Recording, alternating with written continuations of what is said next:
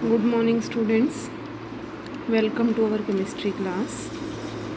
Dear students, we are doing our chapter haloalkene and haloarenes, and today we will study about physical properties. Actually जो alkyl halides हैं they all are colourless. अगर आप इनको pure state में देखते हैं तो कैसे होते हैं? कलरलेस है, इनका कोई कलर नहीं होता. जबकि जो bromides and iodides they will develop colour if they expose to light. Means अगर लाइट में हम इनको लेकर जाते हैं तो इनमें क्या प्रेजेंट होता है? कलर होगा. जो हेलोजन्स हैं दे हैव स्वीट स्मेल. जैसे बहुत सारे हेलोजन्स हैं, दे एक्चुअली स्वीट स्मेल क्यों होती है? Because they are volatile compounds. Volatile means जो ईजिली किसकी फॉर्मेशन करते हैं? वेपर्स की फॉर्मेशन कर देते हैं. ओके तो नेक्स्ट जो हम पॉइंट पढ़ेंगे that is actually melting and boiling point. Melting point कैसा होगा या बॉइलिंग पॉइंट कैसा होगा? देखिए, जो मिथाइल क्लोराइड है, मिथाइल ब्रोमाइड है, इथाइल क्लोराइड है या क्लोरोफ्लोरोमीथेन्स होती हैं जो, they actually are gases. Means room temperature पर गैस होती हैं. और हायर जो भी प्रेजेंट होंगे इससे, मीन्स जितना कार्बन का नंबर इंक्रीज़ होता रहेगा उतना ही हम क्या कह सकते हैं? गैसेस की जगह वो किस स्टेट में होंगे? दे मे बी लिक्विड और दे मे बी सॉलिड. जैसा हमने पढ़ा, जो मॉलिक्यूल्स हैं हेलोजन्स के they are actually polar. Polar क्या होते हैं?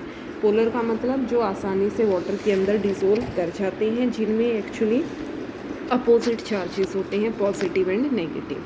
इनका मॉलिक्यूलर मास बहुत ज़्यादा होता है. मेल्टिंग और बॉइलिंग पॉइंट क्लोराइड, ब्रोमाइड या आयोडाइड्स के they are higher than hydrocarbon. अब हाइड्रोकार्बन तो हो गया, जैसे suppose CH4, methane is a hydrocarbon. But अगर आप क्लोराइड, ब्रोमाइड या आयोडाइड लेते हो तो इनका हायर होता है. जैसे आयोडाइड RI मतलब एल्काइल का क्या है? आयोडाइड है. एल्काइल ब्रोमाइड है, एल्काइल फ्लोराइड है या एल्काइल क्लोराइड है. तो पोलर है, इसका हायर क्यों होगा? रीज़न क्या है? Because we will see that iodine it has larger size as compare to bromine, as compare to chlorine and fluorine. And down the group you will see atomic mass it will increase, and due to increase in atomic mass जो melting या boiling point है वो क्या होता रहेगा? Increase होता रहेगा. जैसे यहाँ देखिए आप, ये तो सिंपल एक स्ट्रेट चेन है तो 375 केल्विन. अब यहाँ आपने देखा स्ट्रेट के अलावा क्या आ गई है? ब्रांचिंग में आ गया है Br. तो इसका क्या हुआ? बॉइलिंग पॉइंट डिक्रीज़ हुआ. फिर आपने देखा ब्रांचिंग क्या हो गई? और ज़्यादा हुई, तो इसका बॉइलिंग पॉइंट और फर्दर डिक्रीज़ हो गया. मीन्स आसानी से, जैसे आप देखते हो एक बहुत बड़ा ट्री है सपोज, ठीक है, एक ट्री है, अगर उसकी सिर्फ एक ही स्टेम है तो आप क्या देखोगे? उसका बॉइलिंग पॉइंट यानी उसको जो कट करना है बहुत ज़्यादा मुश्किल होता है.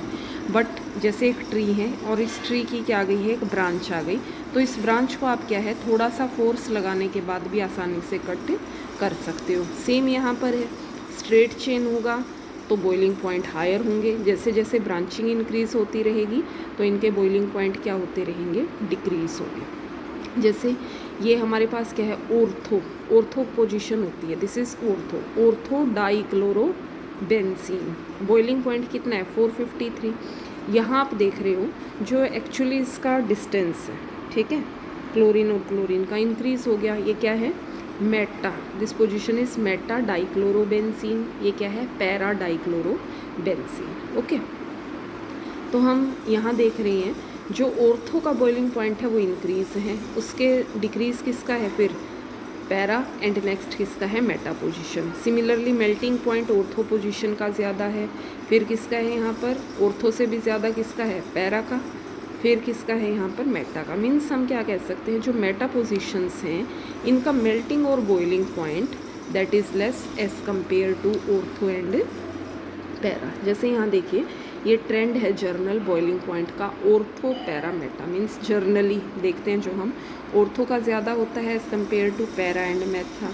सिमिलरली मेल्टिंग पॉइंट है जो वो पैरा का ज़्यादा होगा किसके कंपैरिजन में? As compare to ortho and meta. Means यहाँ पर भी हमने देखा जो ट्रेंड है एक्चुअली वो meta positions they have less melting and boiling point as compare to ortho and para positions. Aryl halide generally we will see that जो density होती है, डेंसिटी क्या होती है? Mass per unit volume. Bromine है, iodo या polychloro derivatives. पॉलीक्लोरो means जहाँ पर एक से ज़्यादा हेलोजन प्रेजेंट होता है, वो हैवियर होते हैं वाटर से और डेंसिटी बढ़ती रहती है जैसे जैसे कार्बन का नंबर इंक्रीज़ होता है। जैसे यहाँ आप देखोगे CH2Cl2 CHCl3, जैसे जैसे आप देख रहे हो हाइड्रोजन का नंबर, यहाँ आप देख रहे हो हाइड्रोजन 1 है, यहाँ हाइड्रोजन कितने हैं, 2 हैं। तो डिपेंड करता है किस चीज़ पर, कार्बन कितने होंगे या साइज़ कैसा है हेलोजन का या एटॉमिक मास कैसा है। ओके, तो सबसे ज़्यादा हम देखते हैं आयोडीन, फिर ब्रोमीन, फिर क्लोरीन और लास्ट में किसकी होगी, फ्लोरीन की होगी डेंसिटी। सिमिलरली सोल्यूबिलिटी, जो हेलो एल्कीन्स हैं जनरली सोल्यूबल होते हैं वाटर के अंदर, पानी में तो आसानी से डिज़ोल्व कर जाते हैं। अब पानी में डिज़ोल्व कैसे करते हैं, ये डिपेंड करता है, जो वाटर है एक्चुअली उसमें फोर्सेस हैं। अब किसी चीज़ को जब आप डिज़ोल्व करते हो तो वाटर के अंदर जो बॉन्ड्स होते हैं, जो हाइड्रोजन बॉन्ड है वो ब्रेक होगा, तभी जो सॉल्युबिलिटी है वो बढ़ती रहती है। अब किसी चीज़ को डिज़ोल्व करने के लिए क्या चाहिए, energy is required to break the hydrogen bond. Less energy is released, कम एनर्जी रिलीज़ होगी कब, जब हेलो एल्केन डिज़ोल्व होता है किसके अंदर, वाटर के अंदर। और ये इजीली वाटर के अंदर तो डिज़ोल्व कम होते हैं, बजाय इसके they dissolve in organic solvent. Organic solvent है जैसे कि बेंजीन, नेप्थलीन, कोई भी ऑर्गेनिक का जो सोलवेंट होता है इसमें इजीली डिज़ोल्व करते हैं, बट कम डिज़ोल्व होते हैं किसके लिए, वाटर के अंदर। और ये डिपेंड होता है इंटरमॉलिक्यूलर अट्रैक्शन पर, मींस किस में जो इंटरमॉलिक्यूलर अट्रैक्शन अगर बहुत ज़्यादा होगी, सपोज़ वाटर के अंदर आपको डिज़ोल्व करना है केरोसिन या पेट्रोल, तो डिज़ोल्व नहीं होता। क्यों नहीं होता, क्योंकि वहाँ पर अट्रैक्शंस डिफरेंट हैं, they are totally different. So new intermolecular attraction between haloalkanes and solvents have same strength. यहाँ पर सेम स्ट्रेंथ होती है हेलो एल्केन की और सोलवेंट मॉलिक्यूल्स की। इनका नेचर पोलर है और डाइपोल मूवमेंट, जो डाइपोल मूवमेंट हम पढ़ते हैं mu equal to Q multiply by D। ठीक है, इसका ऑर्डर क्या होगा, फ्लोरीन से ज़्यादा क्लोरीन, और इससे ब्रोमीन आयोडीन से भी ज़्यादा किसका होगा, क्लोरीन का होगा। नेक्स्ट है अब chemical properties of hello alkenes. Hello alkenes की रिएक्शंस, CX क्या है यहाँ पर, कार्बन और हेलाइड का जो बॉन्ड होगा। ठीक है, अब न्यूक्लियोफाइल इलेक्ट्रॉन रिच, कोई इलेक्ट्रॉन रिच स्पीसीज, सपोज़ वो कार्बन पर अटैक करता है। ठीक है, यहाँ से मैंने बॉन्ड की शिफ्टिंग दिखाई है, ये बॉन्ड यहाँ से यहाँ शिफ्ट कर दिया, मीन्स एक्स पर चार्ज कैसा हुआ, हेलाइड पर नेगेटिव, कार्बन पर चार्ज कैसा है, पॉजिटिव। ओके, अब कोई न्यूक्लियोफाइल अगर इस कार्बन पर अटैक करता है तो कार्बन के साथ क्या गया है, देखो न्यूक्लियोफाइल एक्स, हेलाइड क्या हो गया, यहाँ से डिपार्ट हुआ। इसका रिएक्टिविटी ऑर्डर क्या है, iodine, bromine, chlorine and fluorine, means जितना ज़्यादा साइज होगा उतना ही ज़्यादा क्या होगा, ये रिएक्टिव होगा। ठीक है, नेक्स्ट जो है वो अब हम देखिए इसी से रिएक्शंस करेंगे, जैसे RX, सभी की सेम जर्नल चलेगा। RX क्या है, एल्काइल हेलाइड। अगर आप इसकी रिएक्शन करते हैं हाइड्रोक्सिल, मतलब जैसे पोटाशियम हाइड्रोक्साइड या सिल्वर हाइड्रोक्साइड से, तो इसने क्या बनाया बोलो, के के साथ क्या गया यहाँ से, KX plus ROH, means substitution reactions हैं। This is a substitution reaction when any alkyl halide it combines with potassium hydroxide और silver hydroxide, so there is formation of alcohol. Similarly next क्या है, सब्सटीट्यूशन बाय एल्कोक्सी, जैसे sodium का alkoxide NaOR, सभी की reaction alkyl halide से करनी है। RX प्लस NaOR क्या बनाया, देखिए NaXROR। ओके, एल्कोक्सी से ईथर की फॉर्मेशन हो गई है, और इस रिएक्शन को हम क्या कहते हैं, this reaction it is known as Williamson synthesis.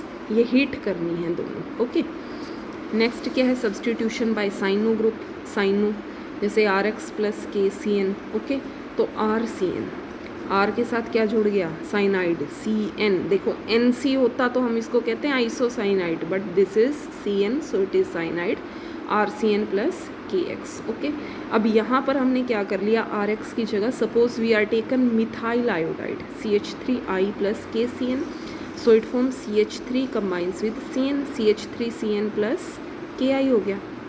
अब फर्दर अगर आप इसी रिएक्शन को करते हैं, मीन्स मिथाइल का जो साइनाइड है, अगर आपकी कंसनट्रेटेड HCl या एल्कोहलिक हाइड्रोजन पेरोक्साइड के साथ अगर आप इसकी रिएक्शन करते हैं, then it forms CH3CONH2। CH3CONH2 addition किसका हुआ, देखो CO, दिस इज अमाइड, क्या कहेंगे हम इसको, अमाइड कहते हैं। ओके, सिमिलरली डाइल्यूट HCl या सोडियम हाइड्रोक्साइड के साथ, अब यहाँ कंसनट्रेटेड HCl था तो अमाइड बन गया, डाइल्यूट HCl या NaOH है, डाइल्यूट है, तो हम क्या बनाएंगे इसमें, एसिड, एसिटिक एसिड बना है। Okay, this is acetic acid. Next, conditions different हैं, फर्स्ट में कंसनट्रेटेड है, सेकेंड में डाइल्यूट है, third in presence of sodium या इथेनॉल या लिथियम एल्यूमिनियम हाइड्राइड, निकल या हाइड्रोजन की प्रेजेंस में इट फॉर्म्स प्राइमरी एमीन। क्या बनाता है ये, this is primary amine, CH3CH2NH2, and such reaction it is known as Mendius reaction. क्या कहेंगे हम इस रिएक्शन को, this reaction it is known as Mendius reaction. Next देखिए, अब इसी से रिवर्स है, सपोज हम साइनाइड की जगह आइसोसाइनाइड ग्रुप आ जाए, RX + AgCl, ठीक है। सिल्वर पोटाशियम के साथ अगर करते हैं तो ध्यान रखेंगे साइनाइड बनता है, अगर आप करते हैं सिल्वर के साइनाइड के साथ तो ये बनाएगा आइसोसाइनाइड। आइसोसाइनाइड मतलब R के साथ अब Cn की जगह क्या जुड़ जाएगा, NC + AgX, क्योंकि जो ये सिल्वर है ये एक्टिवेट कर देता है N ग्रुप को। ओके, नेक्स्ट है बाय अमीनो ग्रुप। अमीनो क्या है, सब्सटीट्यूशन होगा अमीनो ग्रुप से, जैसे ही हम देख रहे हैं R के साथ अगर NH2 जुड़ जाता है तो हम क्या कहते हैं, this is substitution by amino group. RX alkyl halide combines with ammonia, यहाँ से एक जो हाइड्रोजन है, hydrogen 1 combines with X form HX + RNH2। RNH2 क्या हो गया यहाँ पर, प्राइमरी अमीन। ओके, अब ये तो देखो प्राइमरी अमीन बना। अब मान लीजिए कोई हेलो एल्कीन बहुत ज़्यादा एक्सेस, अगर आप NH3 मीन्स एमोनिया को एक्सेस में करते हो तो क्या होगा, वहाँ पर बनता है टर्शरी अमीन। टर्शरी अमीन जैसे हम देखते हैं ना NH3। ओके, तो इस तीनों जो हाइड्रोजन है, अगर आपने एक्सेस में एमोनिया ले लिया है तो क्या होगा, जो तीनों हाइड्रोजन है वो रिप्लेस हो जाएंगे किससे, अगर हेलो एल्कीन क्या है, एक्सेस है, तो तीनों हाइड्रोजन रिप्लेस होंगे, किससे रिप्लेस हो जाते हैं, बोलिए, they are replaced by R। R का मतलब क्या है, एल्काइल ग्रुप से, और ज़्यादा रिप्लेस होकर they will form quaternary ammonium salt. Okay, they will form quaternary ammonium salt. ठीक है, तो आज आप यहीं तक करेंगे और इस रिएक्शन को हम कहते हैं होफमैन अमोनिलिसिस रिएक्शन।